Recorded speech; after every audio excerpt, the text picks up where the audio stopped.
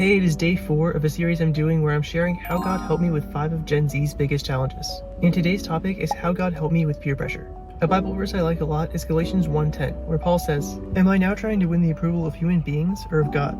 Or am I trying to please people?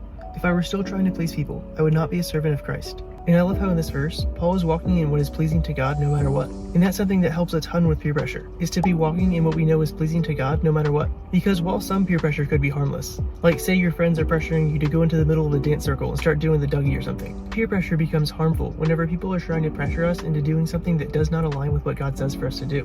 And that's why it's so important that we know who God says we are and what God says we are to do, so that in times of peer pressure like these, we can say no and we can make sure we are doing what is pleasing to God. And we know these things, who God says we are and what God says we are to do, by spending time with God, by reading our Bible, and by filling our minds with His truth. And if peer pressure is something you face, this is something that's been happening for a while. People actually got peer pressured in the Bible. King Saul got peer pressured by his army into taking plunder whenever the Lord had clearly told them not to. Aaron got peer pressured by the Israelites into making them the golden calf, when this clearly did not align with who God said Aaron was, which was a priest of God, and with what God says we are to do, which is to worship Him and serve Him only. But in both these situations, with King Saul and with Aaron, they gave in to peer pressure, and it ended up causing harm. But with God living inside of us, with His Holy Spirit, with the strength He gives us and the knowledge of His Word and His truth, we can stand firm in these situations and do what is pleasing to God.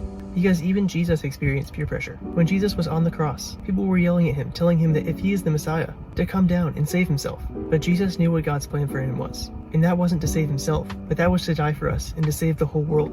And Jesus did not give in to them, but He died on the cross for us. And on the third day, He was raised to life and is now seated at the right hand of God.